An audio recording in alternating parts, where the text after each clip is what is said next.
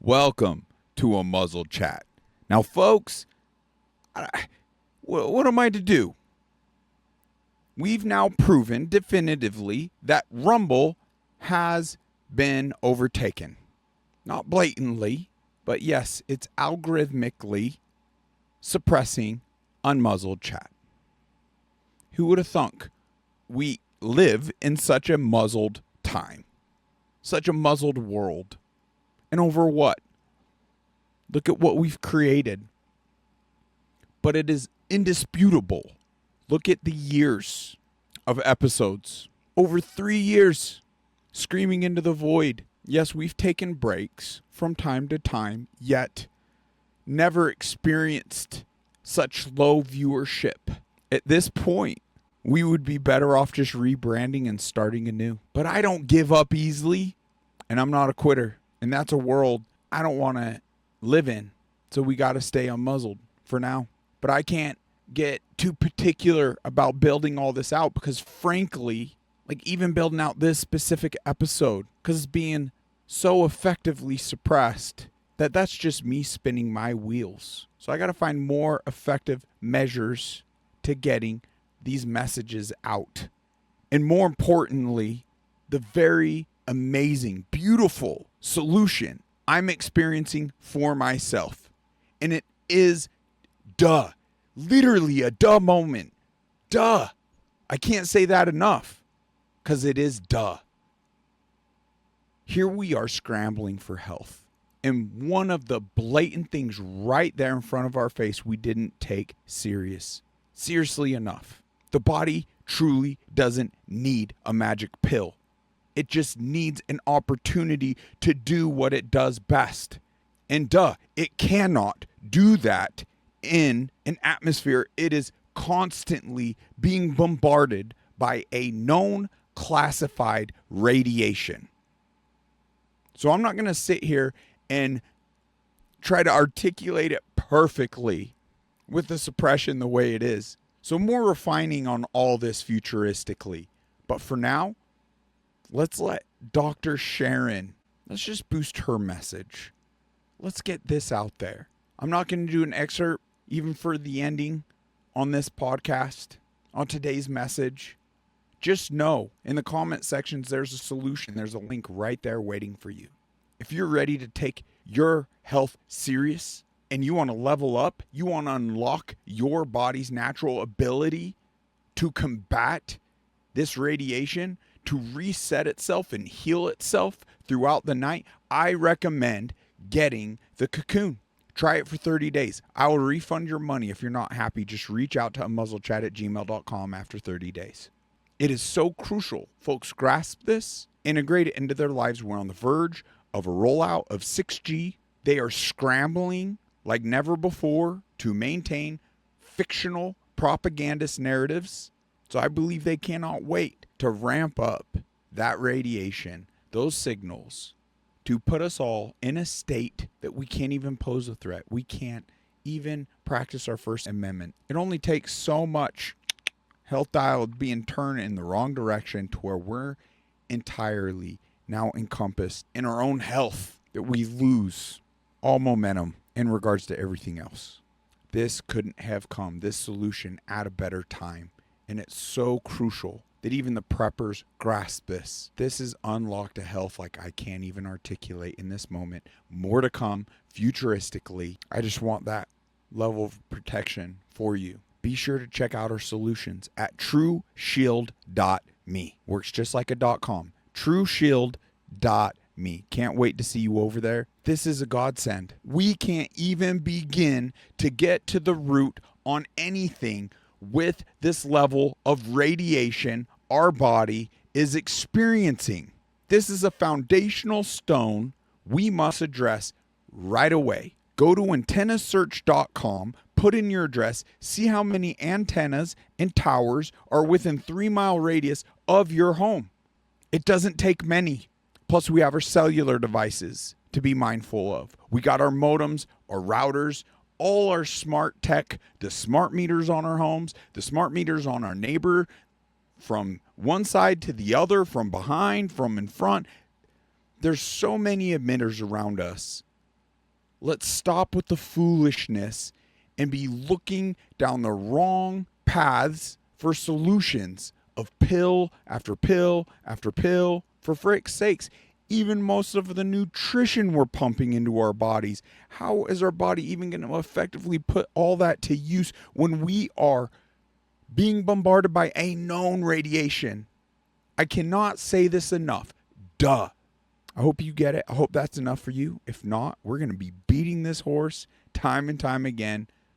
We're going to find ways to get people these protections, more testimonials. We got so many out there. If you financially can't front it, also reach out to amuzzlechat@gmail.com. I got a few questions to ask you, but if you're a good candidate, I want to make this affordable to all. God bless you, and until next time, take care. Now, this doctor, Sharon Goldberg, I applaud you. Now, if I'm not mistaken, yeah, this dates back to 2018. Once again, how is this not common knowledge? Almost a decade later, there's no regard to our relation with these devices. Heck, we're being sold the bill of convenience, and I admit it's extremely convenient to live in the wireless world. But to our detriment, we can only claim ignorance for so long, right? Needless to say, it's important to be aware, be conscious, integrate some levels of protections just to maintain our health across the board. Let's go ahead and listen to Sharon in this legislation hearing. And committee members, thank you very much for the opportunity to speak. I'm Sharon Goldberg. I'm an internal medicine physician. I've practiced medicine for 21 years, and my background is mostly academic, internal medicine, hospital-based, clinical research, and medical education. I am going to skip many of the things I wanted to say because I didn't realize it was only 5 minutes. Wireless radiation has biological effects, period. This is no longer a subject for debate when you look at PubMed and the peer-reviewed literature. These effects are seen in all life forms: plants, animals, insects, microbes. In humans, we have clear evidence of cancer now. There is no question. We have evidence of DNA damage, cardiomyopathy, which is the precursor of congestive heart failure, neuropsychiatric effects. So 5G is not a conversation about whether or not these biological effects exist. They clearly do. 5G is a conversation about unsustainable healthcare expenditures. Why do I say this? We've been sitting on the evidence for EMR and chronic disease for decades. And now we are seeing all these epidemics appearing. So diabetes is the first epidemic. I think most of you know the statistics. They're very scary. I just want to note, did you notice how she said EMR versus EMF? EMF, and talking about it is a frequency or a radio wavelength. What is that doing? We're deceiving ourselves as to the actual threat. What is actually taking place? She says EMR because it's a radiation, a known harmful wavelength that's radiating our bodies, essentially destroying us from inside out. 1 in 3 American children will become diabetic in their lifetime, and if they're Hispanic females, the number is 1 in 2. So what does this have to do with wireless radiation? Wireless radiation and other electromagnetic fields, such as magnetic fields and dirty electricity, have been clearly associated with elevated blood sugar and diabetes. Wow. That is what the peer-reviewed literature says. It is not opinion. Wow. The closer you live to a cell tower, the higher your blood glucose. That is based on hemoglobin A1C measurements. So the idea with small cells of putting the cells closer to people's homes and bedrooms scientifically is very dangerous. And from an economic perspective, it's dangerous. Agreed. And you may not know this. I was shocked to find this out. But the way you create a model of diabetes in rats in the lab is by exposing them to 2.4 gigahertz. And this is not for long-term exposure. I don't have time to talk about the costs, but the huge problem with diabetes really is chronic kidney disease. End-stage renal disease, the worst complication of diabetes, leads to hemodialysis. Hemodialysis is an automatic qualification for Medicare. And if you don't qualify for Medicare, we still have to dialyze the patient. And the state ends up paying in many different instances. So renal failure is 1% of Medicare, but it takes up 7% of all Medicare expenditures. So the other epidemics that clearly link from the science with electromagnetic radiation are related to mental health. This is straight from PubMed. This isn't my opinion. This is science. Dr. Okay? Goldberg, Love for it. those of us who aren't physicians, what is PubMed? I'm sorry. It's just it's our National Library of Medicine. This is where you would go. This is just the peer-reviewed literature. I like how she's So creating we have curiosity. 3 epidemics that clearly, they're essentially one epidemic. We have deterioration of mental health in the United States. And if you look really at the science, what does it show? And these epidemics are our suicide epidemic, epidemics in violent, so shootings, and the opioid epidemic. And I don't have 5 minutes is not the time to talk about this. This is in the peer-reviewed literature. I have a file to submit for the record. But these are facts. These aren't, and these are things that have just been glossed over by the wireless industry. And I really don't have time to talk about them in 5 minutes. I wish I did. But we need to examine our epidemics in the context of our EMF exposures. Yes. What does that mean? That means that the CDC tracking these epidemics we need to start measuring how much radiation are people being exposed to. And Right. before we roll out 5G, and this means We didn't do it. there are 4 kinds of electromagnetic fields that we know are harmful to human health. So radio frequency radiation, magnetic Yes. fields, dirty electricity, and electric fields, okay? Our exposure, any given person, and all humans are affected by EMFs. So Our good. given exposure has nothing to do with the research that my colleagues are going to cite with the National Toxicology Program. That is an assessment of the risk of one cell phone in the near field, okay? Jeez. What is our exposure in a day? It's not one cell phone. Right. It's cell phones, it's multiple wireless networks, it's smart meters, it's cell towers. It's this sandwich, and it all adds up. And this is a serious problem for occupational health, public safety, and personal safety. And I feel that it's irresponsible to be even talking about the Internet of Things and rolling out a new untested technology when we're not even measuring what are our current exposures from the Key. current networks. That's key. Folks, when she just referenced big tech and these cellular companies and the providers, there's so much money. So we could dive into the why. Why are they covering or hiding? But just on the financial side of it, big tech and the providers got selective. When you dive into it, to her point, singular device, at a distance, limited exposure. Yep, it's good. Green light. Most of us aren't even aware when you buy a new phone and you dig through that user manual that is many, many pages they have in there not for hand use. We're spending over $1,000 now on a device and literally using it in our hands and not knowing any better.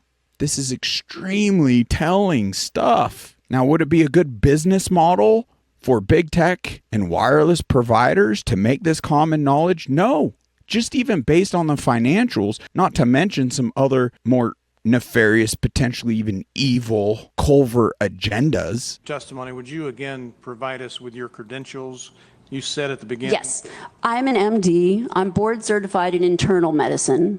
I've been assistant professor at different medical schools, mostly in New York, most recently the University of Miami.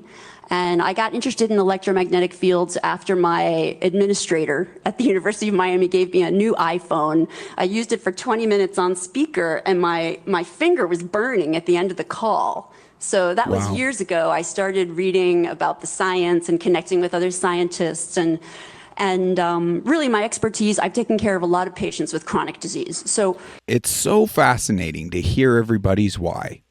She got sent down this path just due to noticing a tingling in her finger in her hand. Now she's going on to talk about chronic illness. And to our detriment, we're not seemingly responding until we ourselves are negatively afflicted to where it's utterly debilitating. It's like the dumbing down of the radiation effect is so effective that it's kind of like we just don't care to know until it's too late. When I talk about diabetes and, for instance, heart failure, that, the National Toxicology Program shows clear evidence of cardiomyopathy in that study. In other words, that's a precursor to congestive heart failure. And I want to just read one thing, if you'll allow me. This is from the United States Renal Data System, Healthcare Expenditures for Persons with Chronic Kidney Disease. So over half of the 2015 Medicare spending for beneficiaries aged 65 and older was for those who had diagnoses of CKD, diabetes mellitus, or heart failure. All three of these conditions, when you look as an independent scientist, not someone who's funded by wireless, all of those three conditions are linked. So diabetes and heart failure are linked with EMF exposures. It's very clear. Doctor, what are your trained medical professional? Yes. We don't have one on the panel. What are we to make of the American Cancer Society, for example, telling us there's no evidence of harmful product? Well, at this point, there's a national and international 5G appeal. I don't know how many thousands of people have signed. But the point is that many of these organizations have conflicts of interest. And I can't speak to, I don't know who's on their board, who made these decisions. My testimony comes from, I've been reading this literature for years. And really, I got interested in it because I spent my career taking care of so many patients who were sick in the hospital, that when I found out about the links, I was just shocked. I couldn't believe it. So I've read these articles myself, and the experts who don't work for telecom, who are in their independent research, everyone comes to the same conclusion. This isn't, we're not in a place where we should be debating this anymore. This is exactly what happened with tobacco. It's the exact same thing. Wow. And the only people who are able to protect Americans are our legislators, because we don't have any relevant regulatory. Okay, let's do a brief pause just for a moment and ask ourselves, what is she doing right here in this very clip? Who is she addressing? Our legislators. When was this done? 2018. What has come of it? Well, we can see the full rollout of 5G since then. We haven't gone out there and done the proper measurements and testing that she's ad nauseum keeps resorting back to we must do, that isn't being done for public health and safety. So, fantastic job. She's too smart for the people she's even presenting to. And at the end of the day, who do they really answer to and have shown us they answer to? Well, occasionally we the people, when we get loud enough and organized enough, but it's money. Follow the money. That's who they answer to. And other means, but we won't get into that in this moment. So after nearly a decade, they are not our solution. Now, don't get me wrong. It's fantastic to hear even RFK speaking out with the platform he has in this moment, but he's not our solution either. The only solution we have are ourselves. So the question truly becomes, will we effectively organize and get loud enough once and for all to find a true remedy to this great threat she is beautifully laying out before us? Guidelines to protect human health. The FCC guidelines were developed for short-term exposures, 6 minutes, 30 minutes, depending on it's a phone or an outdoor exposure. And they have absolutely no connection to the biological effects that have been very clearly summarized in the Bio Initiative. That's a huge document generated. All of the the summaries are there. And I've got it here for you if anyone wants to read it. I have very concise summaries and abstracts documenting everything that I'm saying. So I know there are plenty of people here that are probably rolling their eyes. No, but, no, in here. academic medicine, we have a Doing name great. for what's happening now with 5G. This is called, and what has happened with wireless communication, this is called, 5G is an untested application of a technology that we know is harmful. We know it from the science. This is, in academics, this is called human subjects research. Right. Human subjects research is very tightly regulated. You can't just roll Supposed out some to type be. of a research project on human beings But they're unless, doing it. A, you have their informed consent, so they understand the risks and benefits, and B, you have the approval. Like someone has actually, examined the literature and said, okay, this research project, we believe that it's safe. There's no evidence in the science to indicate that it would not be safe. We have decades of evidence to Right. show that it is not safe. Right. Dr. Goldberg. Thank you. And very briefly, if you can, what do you mean by conflict of interest? Oh my gosh. I mean that, so I've taught, one of the He's things that I asking. taught in medical school is evidence-based medicine, so teaching medical students and residents how to critically evaluate the literature, the science. And one of the first things that you teach residents is that you always have to look at the funding. So, and you can read about it. Marcia Engel, the editor of New England Journal, just wrote a great op-ed in the New York Times about researchers who are funded by private industry. The results of their research are much more likely to support whatever it is that is being funded. That's I think clear. Representative Garrett has a question. Yes. Good morning, doctor. Just Good a morning. really quick question. What is the normal RMF that individual could be exposed to? And if these small cells are installed, what is the prediction of how much RMF the human body would experience? And then the second question would be, if we know that RMF is a issue, do we limit the amount of exposure that somebody with cardio issues in the hospitals, whether they're going through a CAT scan so are we limiting that because we know that just small cells alone is not the issue? It's, as you talked about earlier, it's the sandwich. So give me the normal levels, what the prediction is that the human body would experience moving forward. Well, I'm so glad that you're asking that question.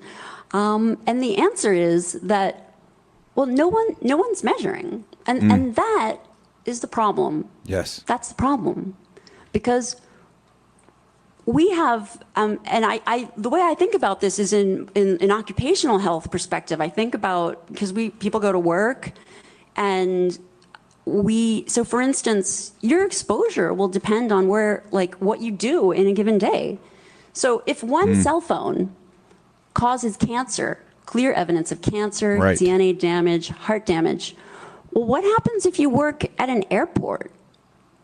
What happens if you work in a stadium where there are 100,000 people coming to watch a football game and everyone's using their phone at the same time? Great question. And so the problem is that we have a very, very systematic, clear, empiric way to measure these exposures, and it's a discipline called building biology, and we actually have someone here trained in building biology, and I asked him to bring the meters. If anyone after this meeting is interested, I can show anyone exactly how we measure, okay? But that is the problem, Fantastic. that we don't measure, and there are certain situations We showed you relevant folks. to public safety where we really do need to be measuring, with firefighters, with airline pilots.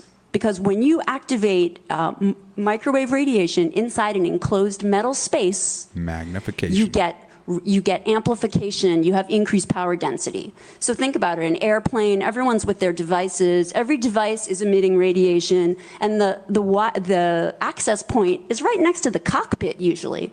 So what does this do to pilots? What does this do to firefighters? We already have a submission to the FCC from Susan Foster about firefighters that were unable to function in the line of duty This is from 2013, after exposure to a cell tower that was put up near their station, and they also have two-way communication devices that they wear. So we have to measure these exposures. That is the start, and not go ahead and roll out a whole bunch of Internet of Things Yes. with more devices that we're not even measuring what we're exposed to now. Yes. Doctor, thanks for your testimony. Thank you.